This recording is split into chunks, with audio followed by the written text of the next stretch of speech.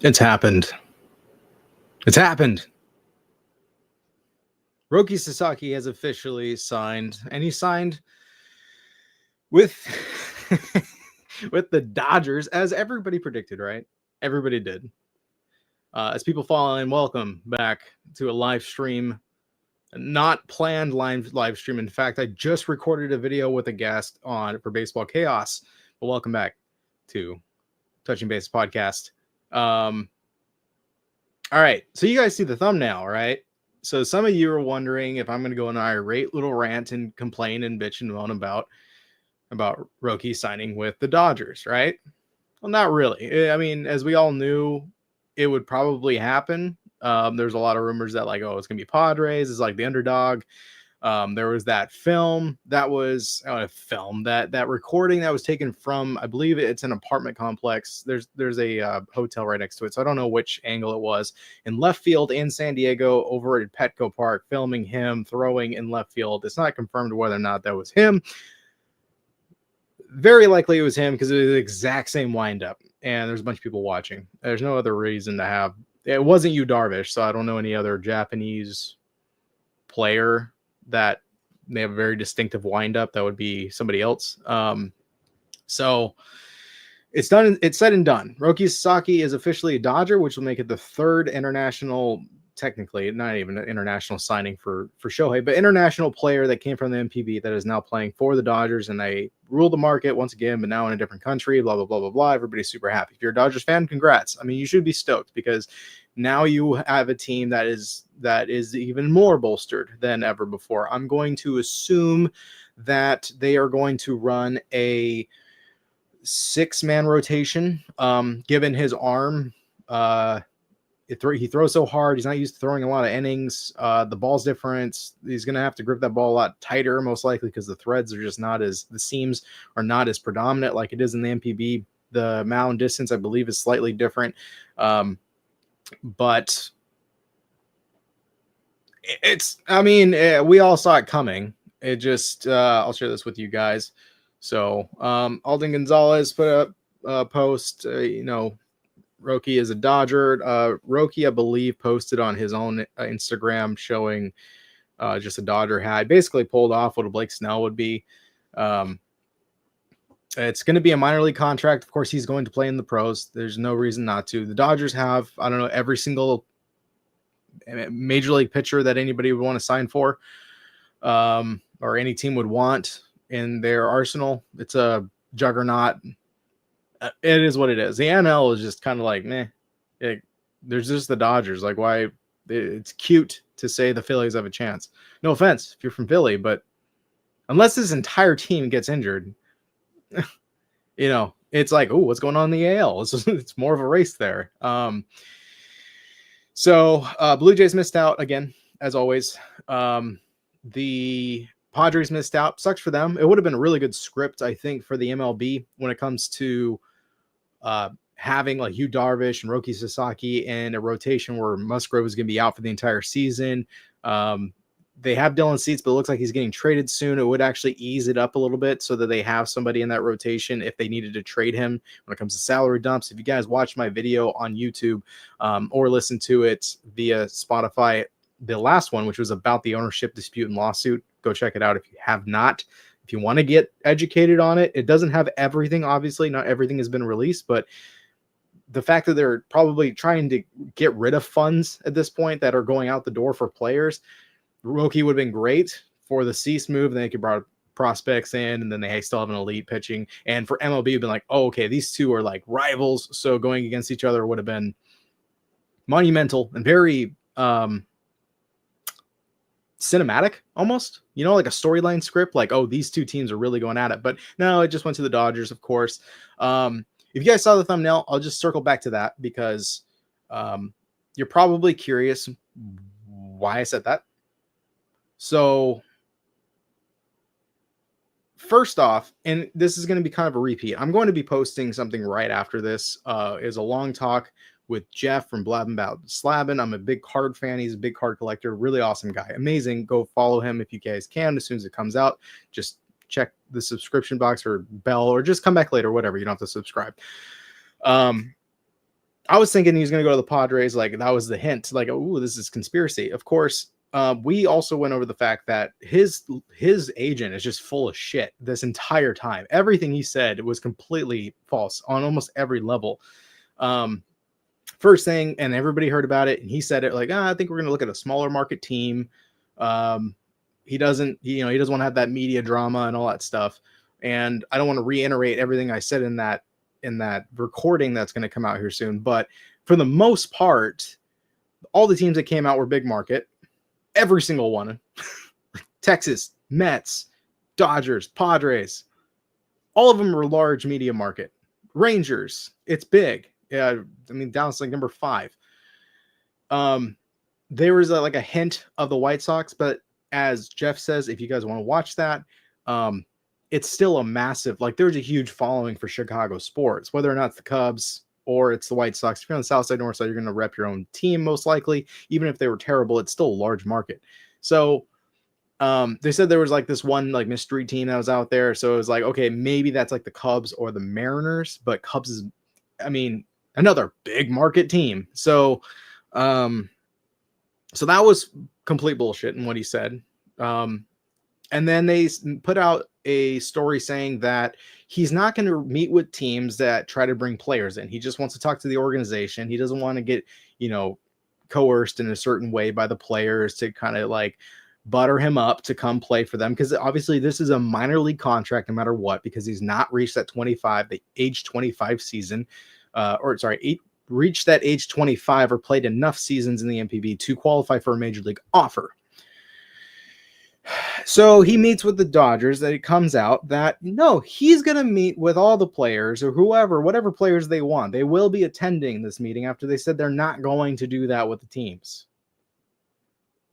It's just lie after lie after lie. Which means, and for Dodgers fans, it was very obvious, and for a lot of other people, it was very obvious. It's just like, it's eye-rolling that he was always going to go to the Dodgers because he flew in to LA and he stayed in LA and he had all of his meetings in LA. It was obvious. It was obvious. I made a video quite a time back, which was like right when Jerry Dipoto with the Mariners. I was thinking like everybody's saying he's going to the Dodgers and it makes sense. Like it's most likely going to happen, but there is that chance that he would go to Seattle just because his favorite baseball player growing up is Ichiro, who's part of the organization. And then there is a lot of reason and a lot of, I believe, Japanese culture in Seattle, I would know. And it would be a good fit. There is a possibility and the Mariners can afford it. And they also mentioned that their priority is Roki. They didn't even get a meeting.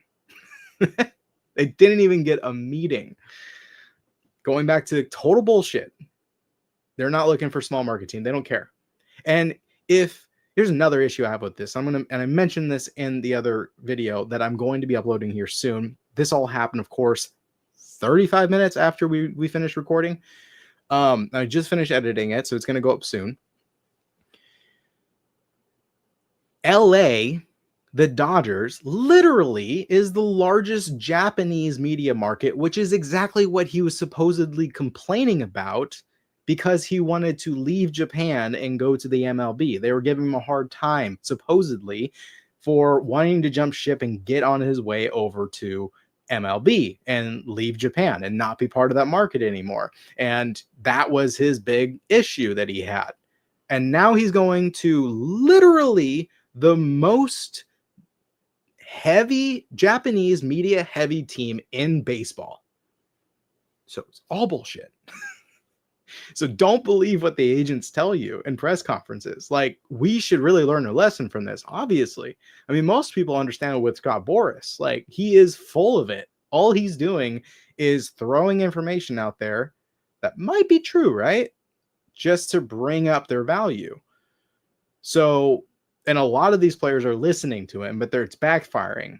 Hence Pete Alonso right now. That's a nightmare for him because first base market, I believe next year is going to be even worse. Nobody really needs a first baseman. And the teams that do need a first baseman don't have the funds for the contract he's asking. And it's gotten down to a point where he's offered the Mets a contract and said, hey, this is only for you.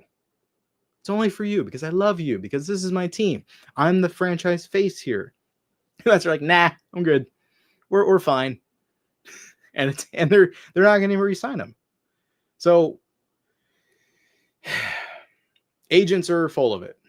And Roki never got to speak to the media. There was no translator. I didn't see any interview that was conducted. That would have been really nice, though, to actually get something from him so people can connect with who he is. Because right now he has an agent that represents him. And right now, I would say a lot of people on other teams that are not part of the fan base of the Dodgers are going to have a problem with this. There's going to be a lot of mad folks out there that are just like, what the hell? Like, we got strung along for this entire time just for you to go be with every other star in baseball. I mean, you have the exception of Soto. I mean, he left New York to go to, New York again, to Queens to go play for the Mets for the biggest contract in sports history. It's just one of those things where it's like, this offseason, this is probably the most obvious free agent signing. I guess it's a free agent signing of the year.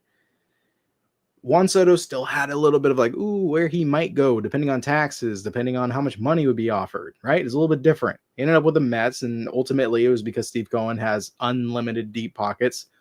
Does he own the world? I don't get it. Probably something I should dig into. But yeah, the Dodgers are obvious. They have Blake Snell. I mean, what is their rotation now? And where does he fit in there? Because let's look at his stats. I mean, Baseball Reference. Here we go. This is his career. So obviously there's only 3 years here. He was 19, 20, and 21. So in 2021, 1.89 ERA. Let's see, overall, what was the entire years? Because these are kind of broken up. 1.84 ERA overall. Granted, it was only in 16 games total. The next year, he pitched in 20 games. 2.2 ERA. Still would have won a Cy Young here. Absolutely. 2023, 1.88 ERA in 15 games started. It's not as many games, obviously. This is what I'm trying to say here. Where is he going to fit in the rotation? And then last year, a 2.6. So the fact that a 2.76 is, I mean, with 18 games, it's basically his worst season. That's what Corbin burns through, pretty much. Yeah, I think it had 2.72, if I'm correct on that. So, and he's 22 years old, 10 wins, 11 losses. I mean, he's going to be dominant. Granted, different mound, different ball. Things are going to change, right? They're probably going to want him to pitch max 20 games next season, right? Luckily, Shohei's coming back. So you have what? Let's take a look. Maybe there's a possibility that I don't know if Fangraphs has this up or anymore. This is so recent, but let's see. LA. So I can show you guys. There it is. See if it's updated. I'm going to get faster with this for you guys for the live streams. Okay. Do they have him in there? Boom! He's in there. They have him as a number 5 out of a 6-man rotation. Dustin Maydown. I'm just trusting Fangraphs because they're pretty accurate for the most part. Granted, I don't see Shohei Ohtani in here. So what? What are we talking here? Like, this is a big question. Look at this rotation. I know we haven't seen Dustin May in a year, but dig back to when he was pitching, like 2023.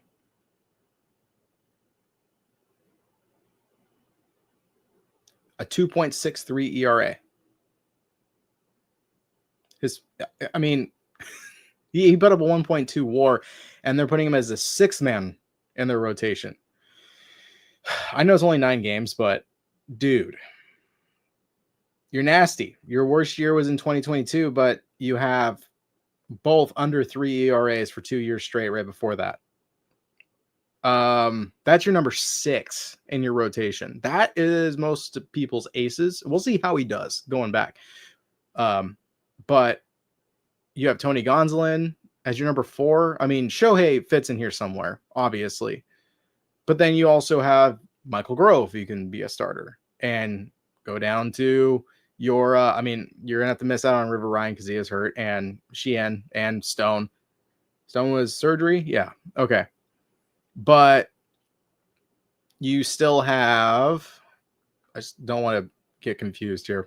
You still have Bobby Miller, Landon Knack, Nick Frasso, who's a top prospect for you, Robleski, and then Kasperius. Ben Kasperius was actually, I believe, interviewed recently. And seems like a great guy, and he's super excited to be where he's at. But, dude, you have no place in the Dodgers rotation right now. You are on way too good of a team. So they might trade him, considering that in this short amount of time that he played, a 2.16 ERA, he did good. He did good. It's very small sample size. But it's so ridiculous. They have so many players that I'm going to assume at this point, I'm going to guess that they're going to keep their guys. They're going to keep Dustin May. They're going to keep Gavin Stone, Michael Grove. They're going to keep Tony Gonsolin. Why not? Right? Like, why not? Because one of these guys might go down. There's one thing in common with every single player here. Tyler Glasnow might as well be called Tyler Glasshouse. He is going to get injured. It happens every year. So, is he amazing when he's on? Absolutely. But he's going to get hurt. Yamamoto, he had an injury risk last year. Scare. Might come back. Who knows? Blake Snell, I don't know what's going on with his hip, but as long as he can stay healthy, he's going to be doing great. He signed where he wanted to be, and he got the contract he wanted. I don't know if he's the number 1, to be honest with you right here. But one of these guys goes down, you can still have a 6-man rotation with Shohei in here, with Gonsolin in here, with May, or you can bring up Michael Grove, or you can call up anybody from AAA. If you really wanted to, you still have an elite rotation. So they can trade for, if they wanted to go get more international pool money and grab another pitcher. They can grab another infielder. They can trade away Pajes. They can trade away Miller, Knack. I would probably keep Frasso. They could trade any of these guys. 100%. There's nothing holding them back. They can get rid of Outman. They can trade so many players that would be very on par, league average bats players that teams don't have right now that they could really use. And there could be a lot of these teams that are just like, we would like to at least have a decent season and pick up something.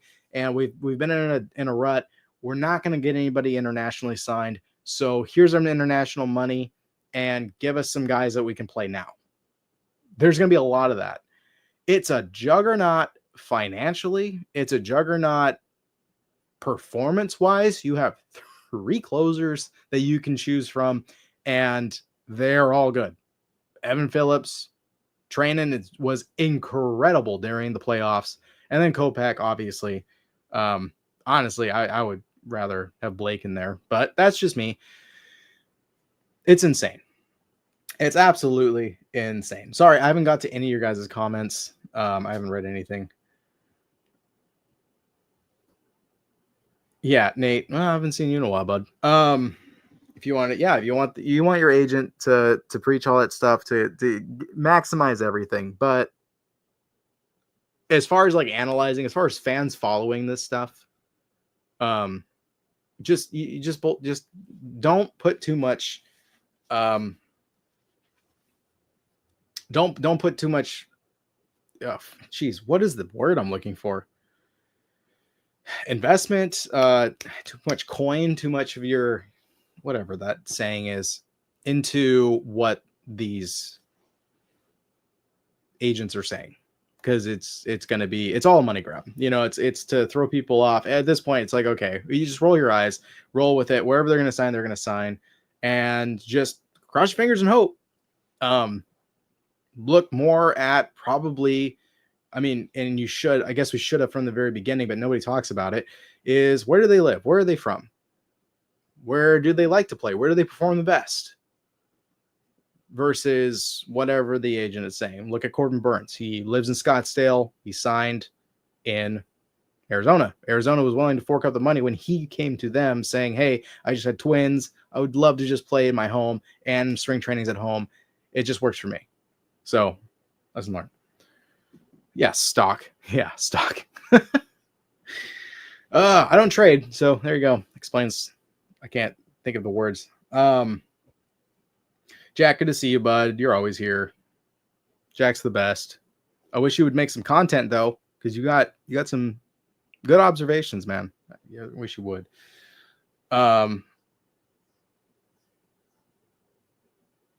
Yeah, shoulder from yeah. And Leroy, question is, can the Dodgers extend him before he indentures years for his indentured years are up? Probably, yeah. They can extend him. The Mets and Dodgers are just they're money pits of whatever, and then on top of that, you have a bunch of deferred money players who can just convince him to defer money. Very easy, right? Yeah. I'm bitter, obviously, just because it would be nice to see some spread of talent going to different places. Like if you went to Chicago, be like, all right, the Cubs are now dangerous if they get him. You have Shota Imanaga, you have Roki Sasaki. I don't know if Jordan Wicks is dangerous. If he can stay healthy, maybe. But they brought in Kyle Tucker. They made some moves. They could still possibly get Bregman. I don't know if they will, but they have Matt Shaw coming. They have a lot of really good players. But that would have been an awesome piece for their bullpen, or sorry, for the rotation. Granted, this is the first domino before the rest of the league is honestly going to start pushing for moves, because it was wherever he lands is now going to open the door for everybody else, because they're not in the pursuit of Roki, and certain teams, whoever got him, which obviously, like I just mentioned, the Dodgers, they're going to probably, like I said, move some players. So if, I don't know, doubt it, but if the Rockies, who need a lot of players because their team's, their org sucks, they could be like, hey, take our international pool money, give us Andy Pages, give us some good bats that we truly need. And the park factor alone and cores will set them up for success. But now it's like free agent wise, where does Bregman go? Because players are not going to be, I don't know, because, well, Dodgers, of course, have no interest because they have Muncy. The Yankees could be interested in Bregman, but I don't know if that'll work, because there's that speculation of them hating them from the scandal years. I don't know if that matters anymore, though. Like, I guess it should, but I don't know if it really does. Granted, a lot of people still hold a grievance and hatred and grudge against Trevor Bauer, and they want to sign him. So, and they could get him for nothing. Granted, who was it? Christian Moore, the prospect for the Angels, hit a bomb off of him virtually. So it's like, is he really that good? I don't know. Is he arrogant? Yeah, he's very arrogant. But if he could develop himself to be what he was in Cleveland, that would be a good player to pick up. But of course, people are like, oh no, sexual assault accusations mean that he must be a bad person, even though it was proved wrong. People get really mad about that, but you know what? Whatever. So who do people want to pick up? What can who do teams want to pick up? What teams can afford the players that are on the Dodgers or on the Red Sox? If the Red Sox want to sign Bregman, every team's got to move money to bring these guys in. Now that Roki's not available, there should be some movement there.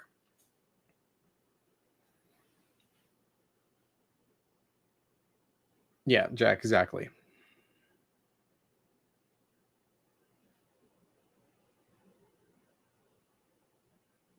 Yeah, Morosi. Well, they call him the blabber or something like that. Which he does. He talks a lot, but he does have a lot of connections. But yeah, they give their like, this is what I think is going to happen, and it's all smiley and very monotone reports that are. It's like Rosenthal. Like he's the worst. It sounds so robotic when he talks. I can't stand him. And then, of course, like he showed his true colors when he just bashed the Padres during the playoffs and like praised the Dodgers. Like, dude, like you can't be so. I mean, you can, but if you want people to like take you seriously, you can't be so directly against a team and in favor of another team. But I don't know. Just the way he talks, I just can't stand it. The Mariners are out. Hey, Nate, if you want to play third, man, go for it.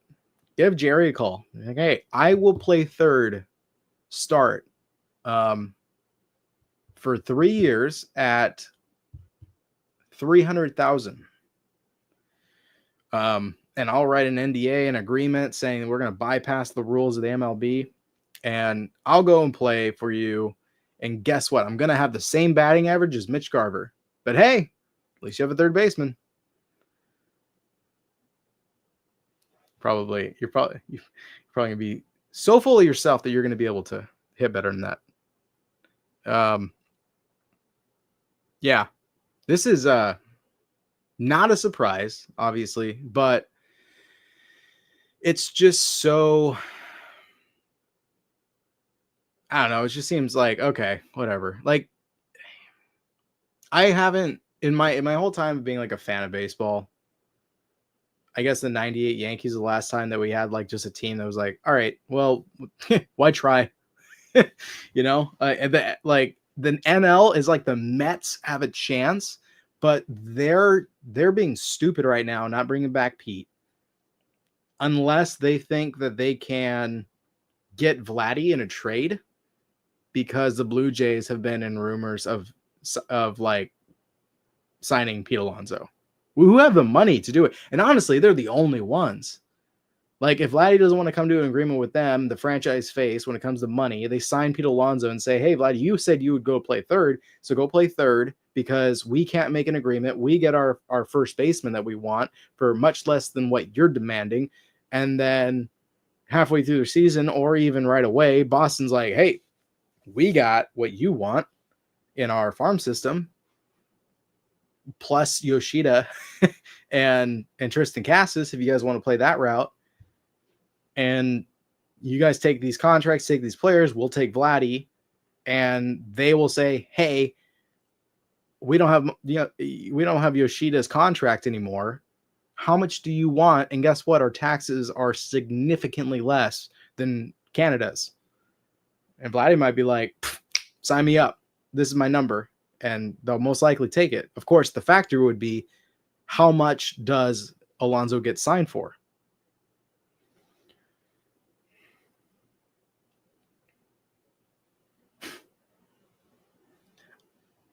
Don't be cheap. Take 300,000. I'll take 250. Come on, Nate.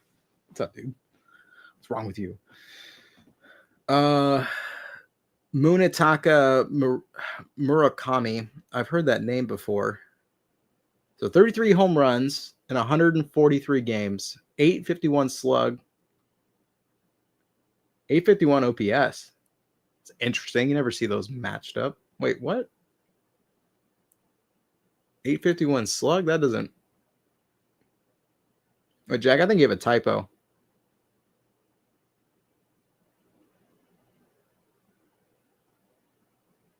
Oh, it's okay. Sorry. 472 slug.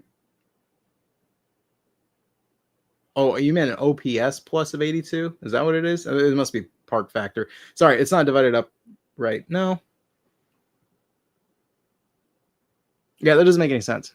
Because if OPS, if his slugging is 851, then his OPS has to be more. His OPS would be his on base plus it. So he was it 12.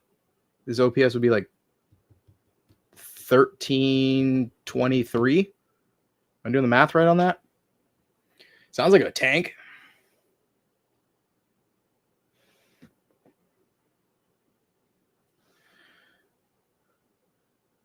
Murakami at third and right.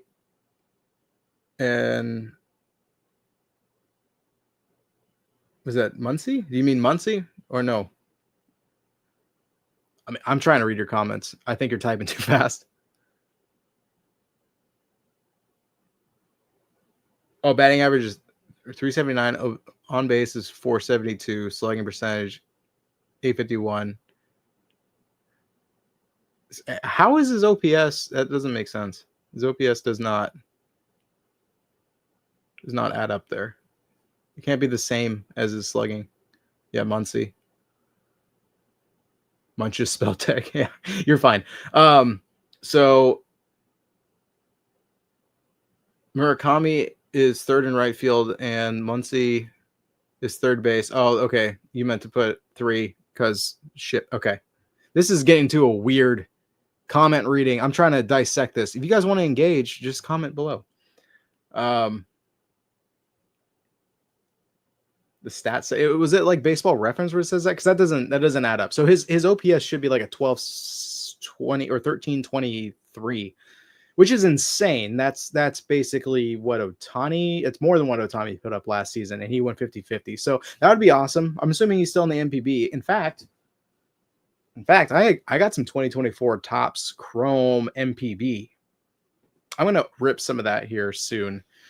See what we get inside, because that will be the final MPB card for Roki Sasaki. So it's fun. Some cool stuff.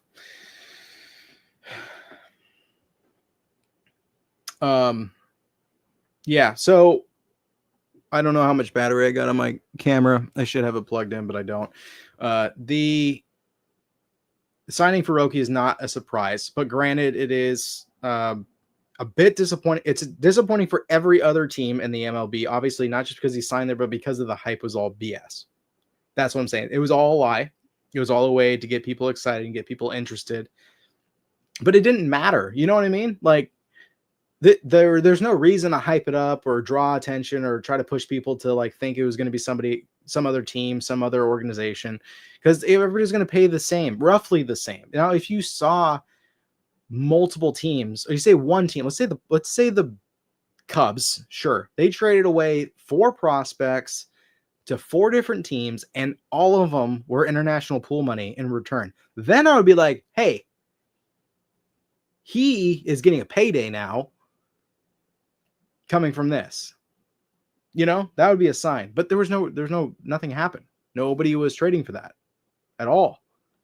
And I don't know, the Mariners, again, like I said, I'm going to be making a video. I'm going to be making a video about them and the Donovan Solano pickup. I have a theory, and I think I know what they're doing. If they go this route, I actually wouldn't be too mad, but I don't know how they're going to go about it, because I'm looking at the free agents roster and there's a million options when it comes to trades. But what are they willing to give up? And then what are they willing to receive that actually correlates and translates to T-Mobile Park? So look out for that video. I got to record it here in a little bit. I have another full-on podcast of Baseball Chaos with Jeff from Blabbing About Slabbing. That's going to go up as soon as I get off of here. The Dodgers are stronger than they were. This is not like the Blake Snell signing where it's like you're just putting in concrete the same amount of talent you already have because of injuries. This is now an addition to it. So even if Shohei goes down, even if Blake Snell goes down, you still have a 5-man rotation of elite arms. Or Yamamoto with the shoulder injury. And I don't know when those guys are going to be back. Actually, I want to check that real quick. The guys that are injured, you have Kyle Hurt, you have funny, River Ryan, who did a great start to his season when he did get in the mound. He only got a couple I think he only had 3 starts. Emmett Sheehan, good prospect pitcher who can definitely he can, I wouldn't say prospect pitcher, he's been in for a year, but a full season, but 25 years old, still young. All 3 of these guys had Tommy John. Let's see, August. So Sheehan could be back by June, if not the All-Star break. Stone had shoulder surgery. I don't know the extent of the shoulder surgery. But that was in September. So given that was in September, he's 26. He probably recovered pretty quick, but Gavin Stone could be someone you can see in also the All-Star break. So you have half a season-ish of these guys pitching, which realistically, if I look at this rotation, I'm going to guess it's going to be Ohtani, Snell, Yamamoto, Glasnow, Roki, and then Dustin May. Are you going to go 7? F it. Go 7. Tony Gonsolin. You see what I'm talking about? It's insane. So good for them. Maybe expect to see, I don't know, Andy Pies get moved because they have so many outfielders and outfield options. Edman, Betts, if they want to move him back out there. Rojas can easily take an infield. I'm surprised they haven't brought back Kike Hernandez. Maybe it's because of his media things that he said. Knowing that they were live just to cuss on there. Maybe they just like, all right, we don't want to deal with this anymore. Granted, all he needed was glasses to play better. That could be a good pickup for a lot of other teams. He is older. But they got high income. So they got a lot of ability to move players around. But expect a trade here soon from the Dodgers. They're probably going to move somebody, and they're going to move them quick, and they're going to get something in return that's going to benefit them to sign somebody else or to trade for someone big. I don't know who that would be because I don't know where their holes are in their lineup. If they wanted to get another first baseman, that would be just a good backup. Maybe just because Freddie's ankle. I don't know. Before we get off, let's see. Any updates? Okay, so Roki Sasaki is set to receive a bonus of around $6.5 million from the Dodgers, according to Alden Gonzalez. It will be the highest bonus report in international class since 2017. I'm going to guess was Ohtani. Let's see.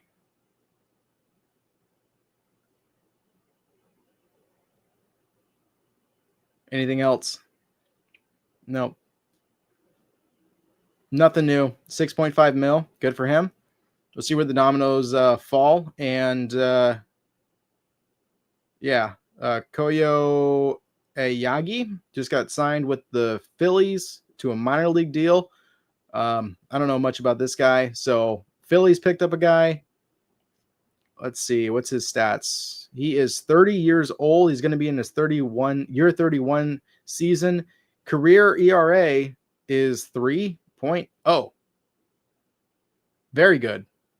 And he actually averages about 25 games every season. He's been playing since 2016. Yeah. Doesn't give up a lot of home runs. His most he gave up was in 2019, and that was 14 home runs he gave up. That's it. Every other season has been single digits, except for 2021, he gave up 11. So, Koyo Aoyagi, I think I'm saying that right.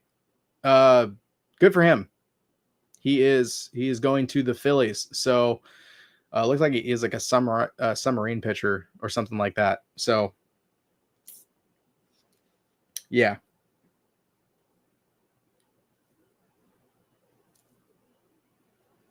Yeah, Byron. I mean, you're not wrong. It's not. Byron's like, oh, you know, a little bit of a sass in your tone with your text. But was the agent under oath? Are agents required by law to tell the truth? No, obviously not. You don't have to be a smart ass. All I'm saying is that it's it is frustrating, and I think you can agree with me. It is frustrating when they just throw a bunch of bullshit out there, you know? Like, you're just like, oh, okay, well, he's full of it. And I think reputation matters. So when you hear Mr. Wolf go in front of the media and start talking about one of his clients in the future, it's like, whatever he's saying is bullshit. Like, we don't care what he has to say. We'll see what the cards fall and what this player says and who they talk to and when the meetings are and the insiders that are actually seeing these guys show up. That's all I'm saying. Like, it's not like, oh, he's not allowed to. I never said that. I'm saying it's just annoying. And it's not good look for him because nobody's going to believe what he says. It's the boy who cried wolf. If you don't know that story, go read it. That's all I'm saying. Yeah. It's not it. I'll double back because you mentioned like it's best for the client's position for success. That's the point of it. I understand that. And what I'm saying is it didn't matter here. It was worthless, pointless. It was stupid for him to build all this hype or to throw directions this way and just blatantly lie to the media because the money didn't matter. It wasn't the highest bidder. It was just whoever he wanted to go play for. So it's like, oh, he really likes the Dodgers. He really likes Yu Darvish. He knows Shota Imanaga, maybe. I don't know if that's true. You can just put those things out there. It's like his favorite player was Ichiro. It's like, okay, now we have 4 teams that we can look at. It's like, these are a possibility. And then he goes and signs with the Rockies. Who knows? But like, he doesn't want to go to a big market team. Like, shut up, dude. It's bullshit. So that's all I'm saying. Like, in this situation, the things he said was stupid and a waste of time, and it was misleading, and it was for really nothing. His agent led people along for no reason. It didn't matter. It wasn't going to change the trajectory of what he was going to make in a signing deal. If you think the signing bonus is like the thing he wanted to maximize, 6.5 mil, good for you. 2 enthusiastic thumbs up, because I don't see a team that couldn't have offered that. Really. Honestly, if he talked to the Mariners, who openly said that he was a priority, they would have, and they did even get extra money, and they would have made more trades to get more international pool money if they needed to. If it was really coming down to the money, then they would have given the Mariners an opportunity to at least meet with him. But they didn't, because it didn't matter, because he already knew where he was going to. That's my point. All this hype and all this lying was pointless, you know? So, Byron, I understand where you're coming from, but you also need to look at the full scope of things of this specific situation, and that's what I mean. So I come at you the way you come at me. I'm just kind of being upfront and honest with you. That it didn't make sense here. If he was coming for a major league contract to get a $350 million contract or a 400, I understand. I get it. You want to be like, he's looking for a smaller market team. You know, we don't want to meet with the players. We want to be pressured. We just want to, like, okay, yeah, well, whatever makes you feel good. Like, hey, here's 400 million. Like, we really want you. Here's more money. Oh, they'll take 4. Then we'll play the Boris game. But there's no reason for it. There's no reason for it. I don't think anybody could even hit 10 mil in international pool money. I don't think so. So, with that said, cheers, you guys. Yeah. Seattle is horrible as far as organization wise. Yeah. So, there's also some other stuff that I mentioned with this. I'm gonna go ahead and end the stream. It's good to see you guys. If you haven't already, if you can, like the video just because it helps me, and then subscribe if you guys want to see about that podcast that I did with Jeff. I hit on a little bit of extra things on this whole Roki Sasaki side of things. And then I'm also coming out with a video about the Mariners signing Solano and what I think it means. Doesn't mean I'm right, but it would make sense in the route they're going. subscribe, like, just because it helps. I appreciate it. Even if you are mad at me, but you want to continue this conversation, we can talk more and we can get into the comments and talk ball. I'm perfectly okay with that. I appreciate you guys being here and watching this. I will probably, I don't know, see you guys in the next big live drop of big news, because the dominoes should start falling now. So I'll catch you all later.